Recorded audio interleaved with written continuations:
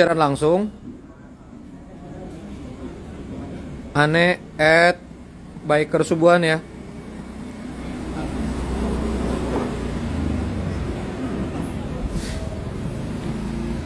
Biker subuhan nggak bisa di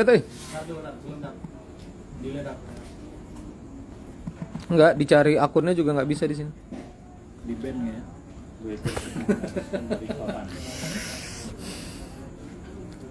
Yuk add di sini yuk. Ntar kita nunggu. Bentar Des, biar juga di sana.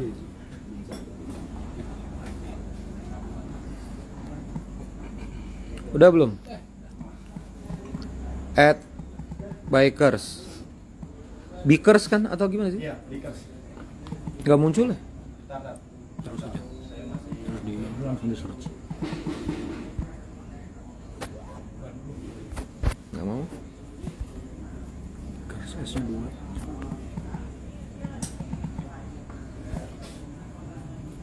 Oh. Not.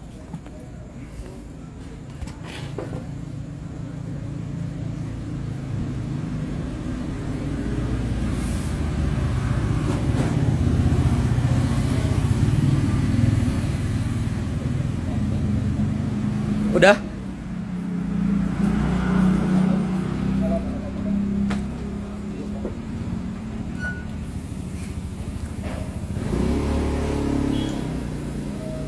Udah.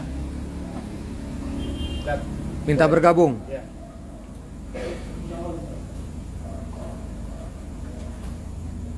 Mana ya? Tidak ada permintaan.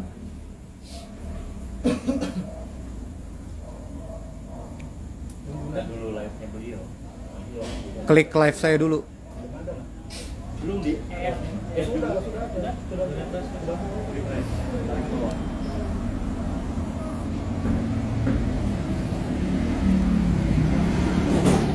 Bisa. Add Ustadz Randy.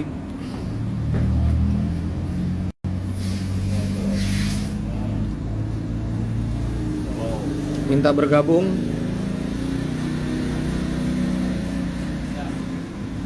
Udah?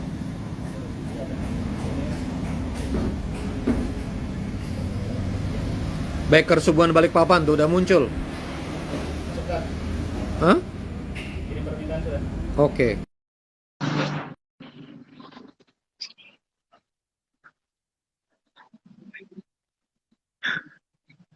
Sudah tuh? Sudah. Set. Nah. Oke. Nah. Arahin kamera depan. Oke. Udah ya. Ulangin lagi ya, karena baru ada yang mulai tuh kan naik 30 kan. A'udzubillahi minasyaitonirrajim. Bismillahirrahmanirrahim. Assalamualaikum warahmatullahi wabarakatuh. Alhamdulillahirabbil alamin. Allahumma shalli ala sayidina Muhammad wa ala ali sayidina Muhammad. Rabbi shrah li sadri wa yassir li amri wahlul 'uqdatam min lisani yafqahu qawli. Rabbi anzilni munzalan mubarakan wa anta khairul munzilin. Shadaqallahul adzim. Teman-teman di Instagram udah bagus nggak suaranya? Mas Alka, bagus nggak suaranya Mas Alka? Oke nggak suaranya? Jelas nggak? Cek, jelas nggak? Halo, boleh komen? Jelas aja ya? Oke, baik. Teman-teman sekalian, alhamdulillah nyambung tadi ya. Bersyukur bisa ada di sini. Makasih Bobby yang udah nge-range, Bang Angki yang udah nge-range, Bang Yasin. Terima kasih Biker Subuhan yang udah mau jadi tuan rumah, semoga barokah. Dan teman-teman para penggerak yang udah hadir di sini, mudah-mudahan kita dikarunia Allah banyak-banyak kebaikan gitu. Nah, teman-teman sekalian, sebetulnya saya kesini tuh pengen banyak mendengar. Jadi nanti mungkin pemaparan ini nggak lama-lama ya. Pemaparan ini mungkin cuma 30 menitan aja supaya kita bisa akrab dan tahu apa yang kemudian lagi saya kerjain dan sebetulnya apa yang sebetulnya ada di dalam pikiran-pikiran saya. Ini saya mau share sama teman-teman gitu.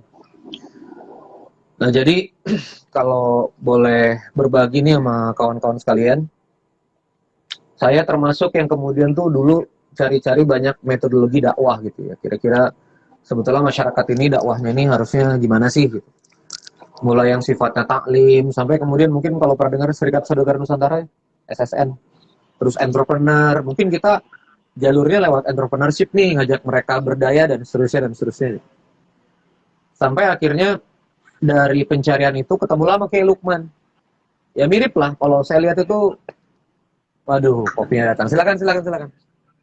Menurut saya Ustadz Hadi Boni gitu kan, kayak Lukman itu tuh menurut saya punya pola-pola pendekatan yang hampir mirip gitu. Intinya di mana? Intinya adalah dakwah ini tuh harus terasa. Boleh lagi sama-sama, dakwah ini harus apa? Harus terasa. Terasa. Kalau bahasa Sundanya tadi Akang Tibua Batu Tea Karaos gitu. Jadi dakwah tuh harus terasa ke kemana, ke objek dakwahnya gitu. Nah, maka kalau misalnya saya lihat tuh gaya-gayanya Kiai Lukman ya, gaya-gayanya Kiai Lukman itu kan followernya waktu ketemu sama kita kan cuma 80 ribuan, 70 ribuan gitu. Tapi kok bisa dia sampai ada di barisan Bangun Negeri, Ustadz BBN kan, sama Ustadz Hanan, Ustadz Salim Afila gitu, Kiai Lukman. Jadi dari segi pengaruh tuh kok bisa sangat gede banget gitu. Karena yang Kiai Lukman bangun itu sebetulnya adalah di titik dakwah kepedulian itu.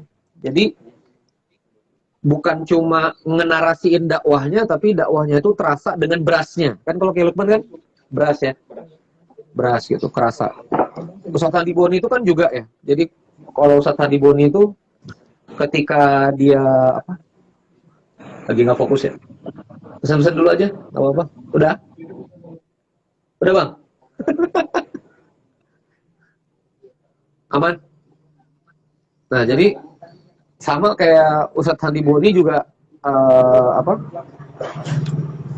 konsepnya dia kan di Madakwah Kopo itu dia datang ke teman-teman yang main gaplek tuh, teman-teman yang main gaplek satu-satu. Hebatnya yang kita nggak tahu, bagi sembako loh dia tuh nyekolahin anaknya preman, terus bagi sembako, terus kalau ke Madakwah di Kopo itu depan aja kitab-kitab begitu masuk ya catur, gaplek, terus ya pokoknya macam-macam lah. Pokoknya dia betul-betul hadir ke masyarakat tuh betul-betul ngasuh gitu.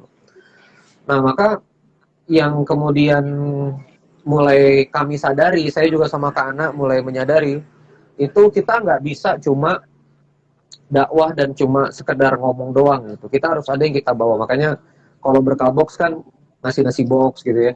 Waktu itu bagi-bagi ke masjid. Nah sekarang ngantar lauk santri. Angki juga ngeliat sendiri di Kopi Moka kan. Kalau platformnya Kak Ana ada balai saji. Nah kenapa sih dakwah ini jadi bagi makanan, bagi sesuatu, terus kita hadir ya. Itu memang masyarakat itu tuh ngertinya itu gitu. Nah, saya pengen cerita dikit nih di Masjid Al-Latif ya, riset di Bandung kan setiap Senin malam ngisi Masjid Al-Latif. Jadi mudah-mudahan lancar ini tiket dan semuanya sumber daya. Saya tuh posisinya kalau Senin tuh di Bandung, Selasa di Jakarta, Rabu pagi balik sini lagi.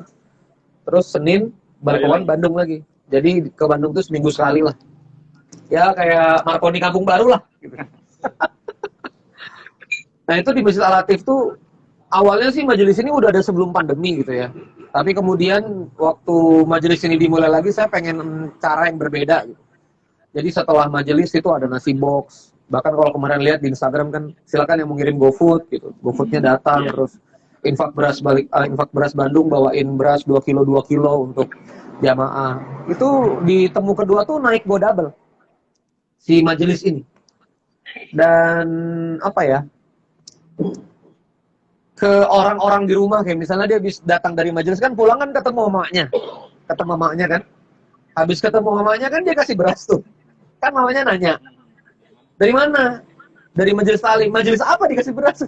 Akhirnya ngobrol kan, oh ada nasi boxnya apa, jadi ada sangka baik atas itu, ada kemudian respon yang positif atas atas pemberian itu, dan itu buka hati itu loh. Dan itu membuka hati. Nah ini yang kemudian kita tuh jarang ngejalanin.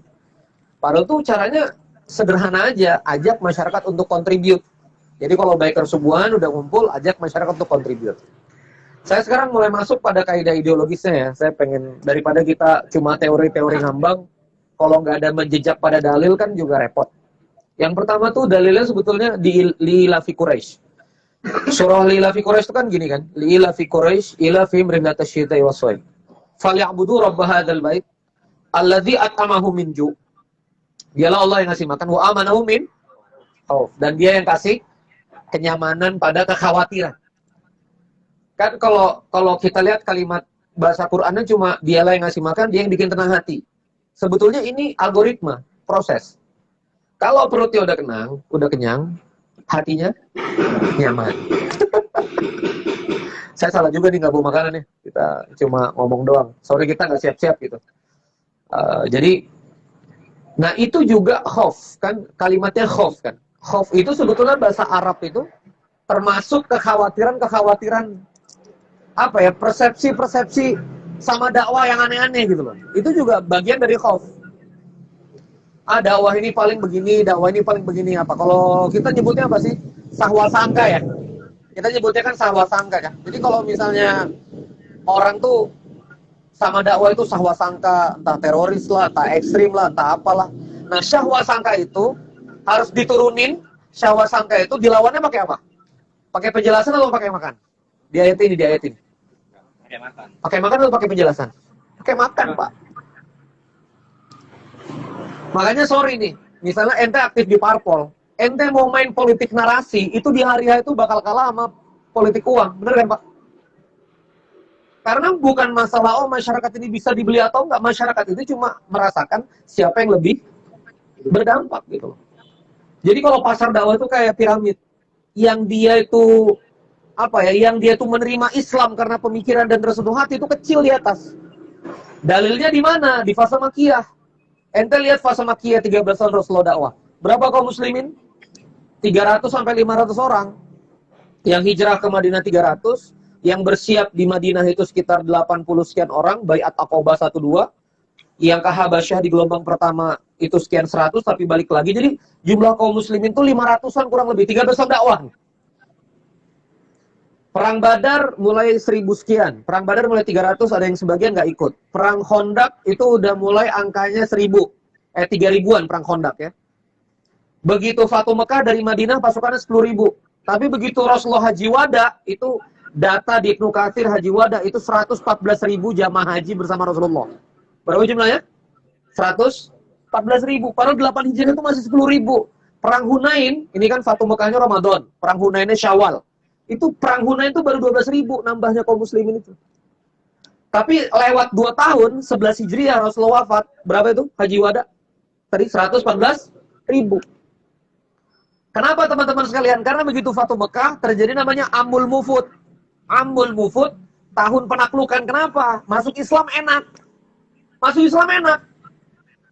Pembesar-pembesar Quraisy sudah masuk Islam. Gonimah di kaum muslimin, uang di kaum muslimin, kenyamanan di kaum muslimin. Jadi begitu masuk Islam enak, dia join. Udah mulai kerasa. Tapi waktu Islam masih dalam bentuk narasi, berapa yang join? 500, 1000, pelan. Bukan berarti ini salah. Tapi lingkar dakwah pertama begitu kita bicara ideologis, pasti kader terbaik. Kayak ente ini kan, gabung di BKR Subuhan ini nggak pakai beras, nggak pakai apa pokoknya. Pokoknya pakai jarum super aja lah ya. Kayak jarum super sama kacang sama cappuccino berislam gitu kan. Tapi ada masyarakat yang nggak bisa pakai gitu, nggak bisa pakai taklim. Coba ente coba pakai taklim, nggak bisa. Sekarang tuh teman-teman misalnya gengnya Bang EN bikin pasar bahagia tuh sampai 1000 ibu-ibu kan datang. Kak Ana punya berkas sembako Jumat. Coba lihat Balai Saji kan, sekarang setengah jam 200 orang datang. Ente bisa bayangin ya, kalau misalnya kayak Kak Ana tuh Balai Saji terus dikasih makan nih fakir miskin. Bukan cuma jelang pemilu loh. Selama 5 tahun dikasih makan, kan nggak stop kan? Kasih makan terus. Terus tiba-tiba Balai Saji ngomong, yuk ngaji yuk di dalam, yuk sholat yuk. Geser nggak kira-kira? Gerak nggak kira-kira? Gerak Pak. Nah jadi sebetulnya kenapa saya sekarang nih memutuskan juga, ya mohon maaf sekali baru bisa jalan-jalan sekarang. Pengen kemudian kita Balikpapan ini bisa tanda petik nyontoh guru kita di Bandung, nyontoh guru kita di Pontianak gitu. Cik Lukman itu dulu juga begini, keliling-keliling ke teman-teman komunitas gitu ya, ngajak. Ngajaknya apa sih? Ngajak untuk dampak itu aja. Maksudnya ngajak untuk dampak tuh, teman-teman biker subuhan nih, apa yang bisa dilakuin? Misalnya, oke, kita punya komunitas, kita punya sekian ribu orang, bisa nggak kita posting sesuatu, kumpulin beras? Kita bisa drop di infak beras Balikpapan, atau kita bisa drop di Masjid Berkah Box jadi balai saji, atau kita develop taruh di balai saji. Nggak usah jadi operator tuh banyak, ngerti maksudnya? Kan operator yang ngasih ke pesantren, operator yang masak, kan udah ada nih. Tinggal apa yang kita bisa lakukan untuk kita bisa support gerakan-gerakan yang ada. Jadi jangan sampai gerakan kita tuh istilahnya cuma gini. Kita ngumpul, lalu kemudian setelah ngumpul taklim, tapi teman-teman yang kemudian misalnya gabung ke bikers, dia punya problem apa, dia punya masalah apa, itu kita nggak bisa jawab gitu. Saya misalnya punya gagasan sederhana aja ya, kayak misalnya di taklim alatif, kita bisa coba di sini. Di taklim alatif itu sebetulnya konsepnya peserta taklim datang bawa nasi box atau bawa gift, terserah. Dikumpulin, tumpuk tengah, begitu selesai dibagi-bagi, paham ya? Begitu selesai dibagi-bagi gitu loh, sama semuanya. Ini begitu mau taklim yang ketiga, setelah infak beras Bandung ngasih beras 2 kilo, teman yang punya usaha cuangki sama Atta Halilintar ngirim 500 paket. Gua ngirim 500 paket cuangki, nanti dibagiin ke jamaah, oke. Terus ada berasnya lagi, ada minyak lagi. Terus ada masukan lagi, boleh nggak gua kasih kornet? Gitu-gitu, Pak. Boleh nggak gue kasih kornet? Boleh nggak gue kasih minyak? Wih, dia pikir, bagus juga nih habis ngaji pulang bawa sembako. Gitu. Kenapa kita nggak, yuk, misalnya ini ada tempat nih, kita bikin dong, misalnya di sini biker subuhan, kita bikin misalnya gudang sembako biker subuhan. Kalau enggak, program giving others biker subuhan Balikpapan.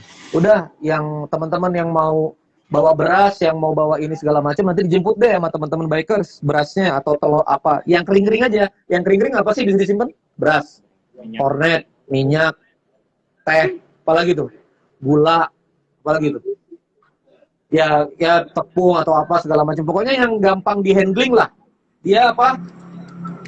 Dry ya, bahan-bahan kering. Ya udah, kumpul, tumpuk. Habis tumpuk, bagiin aja ke teman-teman akadnya. Jadi akadnya tuh nggak usah gini, harus duafa, harus ini, nggak usah. Akadnya am aja. Pokoknya dibagi-bagi ke teman-teman yang ngumpul yang ngaji. Jadi habis duduk, gitu bro. Habis duduk, kumpul tuh, bagiin ke teman-teman yang datang. Kayak teman-teman ini bagi. Teman-teman di alat itu pertama juga kaget. Gua kan bukan duafa, aku dapat beras gitu maksudnya kita. Saya lagi yang dapat. Ya. Dan kalau beras infak beras Bandung kan bukan beras yang mereka bawa, mereka dapat beras 2 kilo. Benar-benar dari entitas gitu. Tapi what happen yang terjadi adalah begitu mereka pulang, mereka bagiin lagi. Terus mereka tuh ngerasa kerasa banget ya, begitu ngaji tuh dapat beras, begitu ngaji dapat makan. Dan ini di bahasa Mas Salim Afillah, Wali Songo tuh begitu di Jawa dulu. Guru-guru kita. Guru-guru kita di Banjar sebetulnya kalau kita tracking nih, pengajian-pengajian Banjar itu kan habis bersalawat kan makan-makan, ingat nggak? Ya kan, berberkat kah apakah? Nggak usah makan-makan, orang rokok aja di gelas kan, masih kan ya? Jarum super aja di gelas. Gue sebetulnya nyaranin sama Bobby gitu, jarum super taruh di gelas. Buat di Masjid Berkah Box gitu ya. Gitu. Nah, iya. Ya kan? Ukhuwah asapiyah kan ya? Enggak, memang ya artinya Islam tuh jadi kerasa gitu loh bro. Yang lebih ngeri itu kemarin ya. Jadi saya kan di pertemuan kedua tuh nggak bisa pesan nasi box, infak majelis juga belum bergerak. Iseng aja, ya udah yang punya saldo GoPay, ShopeePay, ya kan kirim aja ke majelisan. 100 rider, vrung, kasih kirim 3, kirim 4. Itu Masjid Al-Latif udah kayak surga. Bebek ada, boba ada, cuangki ada, martabak ada. Apa yang ada di Bandung, KFC, Hokben, datang semua. Ibu-ibu datang bawa sekian. Jadi ternyata masyarakat kalau dimobilize, paham maksudnya? Itu luar biasa. Dan yang anehnya tuh, dahsyatnya, bukan anehnya ya, dahsyatnya. Anak-anak ngaji itu kan akhirnya IG story tuh. Ngomong ke teman-teman kan IG story segala macam. Temennya yang kaya. Ini temen yang kaya nih, Bang. Masya Allah. Abang limbah kita ya. Jadi temennya yang kaya itu mau datang ke taklim alatif gitu. Cuma gara-gara ngelihat, ini apaan sih? Kok taklim bisa dapat beras, dapat KFC ini? Rumusnya gimana sih? Dia penasaran gitu loh. Want to know. Masya Allah. Ngajak, apa? Bukan pengaruh yang ngajak. Karena maaf, antum yang nge-share begini-gini, beliau langsung excited gitu enggak? Enggak. Enggak. Dan itu kan gini, itu kan sebetulnya masalah besaran aja Pak. Oke lah follower aneh 80.000, follower Baker Subuhan 3.000. Tapi sebetulnya coba lihat ya. Gua live pakai IG gua 89.000 itu cuma 50. Ente tadi 27 30-an. Sebetulnya kan tipis-tipis aja, Pak. Angka itu kan palsu juga. Yang benar itu kan engagement. Engagementnya gimana gitu. Artinya kalau memang Baker Subuhan, Bang, Assalamualaikum Bang. Artinya kalau Baker Subuhan cuma 3.000 tapi dia konkret, masalahnya gini loh, nggak ada wadahnya aja. Gini, majelis taklim kan udah ada dari lama, benar nggak? Tapi majelis taklim yang menerima nasi box, menerima GoFood, menerima GrabFood, menerima ShopeeFood, kan karena gue buka platformnya, ngerti nggak Bang Ezen? Aneh ini buka platformnya, ente kalau mau bawa apa terserah. Gara-gara ini santri datang, tolong dikasih sesuatu, Infak Beras Bandung datang. Gue siapin dong 400 kg, aneh 2 kilo per santri. Akhirnya datang beras. Datang temen aneh yang untuk santri dong, aneh siapin cuangki. Jadi Masya Allah, yang suami istri akhirnya dapat 4 kilo. Yang suami istri akhirnya dapat 4 kilo gitu loh. Nah maksudnya, dari ngobrol-ngobrol begini, jadi gini loh. Masa dakwah pakai makanan sih, masa dakwah pakai duit sih? Kita tuh kadang-kadang emang nggak belajar syariat ya. Salah satu akad asnaf zakat nih, misalnya ada dana zakat. Oh untuk fakir miskin itu ente pasti paham. Untuk yang berhutang udah pasti paham. Untuk ibnu sabil, fisabilillah yang berjuang udah pasti paham. Di asnaf zakat itu untuk yang mu'alaf, ingat kan? Yang baru masuk Islam, ente mesti duitin. Apa sih kalimat arti mu'alaf itu kan mu'alafatu baina qulubihim kan bahasa Arab. Alafa supaya hati itu jinak.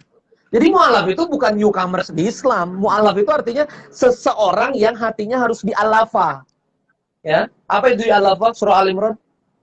Yang dijinakin. Iya, baina qulubikum. Alafa itu ya kalau misalnya diterjemahkan ada bersatunya tuh sebetulnya alafa itu jinak gitu, jinak sama Islam. Jadi apa? Pakai uang.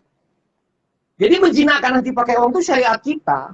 Oke tiba-tiba kita, wah itu bagi Indomie terus pindah agama dan wah parah tuh dia. Itu syariat kita. Kenapa kita nggak bagi Indomie? Ya kan? Masjid Berkah Box, ya kan? Di sini gereja rintisan yang pakai kayu gitu, gereja. Ya nggak apa-apa juga gitu loh. Nah sekarang kalau ruang-ruang itu nggak diisi sama kaum muslimin gimana gitu kan? Kita cuma bisa marah doang. Jadi menurut saya mereka bagi sembako fair, it's okay. Mereka bikin layanan kesehatan gratis, fair nggak apa-apa juga. Tiba-tiba saudara muslim kita jadi pindah agama itu salah kita. Kenapa kita nggak pakai duit gitu? Nah makanya ini yang sebetulnya saya pengen apa ya? Mungkin teman-teman Baker Subuhan sudah memahami dan meyakini ini, cuma banyak di antara kita kadang-kadang resisten kan. Ngapain sih dakwah pakai beras, pakai sembako? Udahlah dakwah kalau emang ente terima Islam aja. Betul, makiyah. Benar nggak? Tapi begitu Fatu Mekah tuh beda ceritanya. Yang masuk Islam enak. Nggak usah dari Fatu Mekah deh, perang Badar 2 Hijriah udah bagi ghanimah, benar nggak? Surah Al-Anfal ayat 41. I'lamu annama ghanimtum min syai'in fa anna lillahi khumsahu wa lirrasuli wa lidzil qurba wal yatama wal masakin. Rasulullah cuma 20%, 4/5 ghanimah itu dibagi ke umat. Penaklukan Yahudi Bani Nadir ya di surah Al-Hasyr itu fa'i malah dibagi-bagi ke full muhajirin. Artinya duit itu, ekonomi itu, sesuatu yang terasa itu real. Rasulullah tuh usahain dari Masjid Nabawi. Jadi waktu Rasulullah di Masjid Nabawi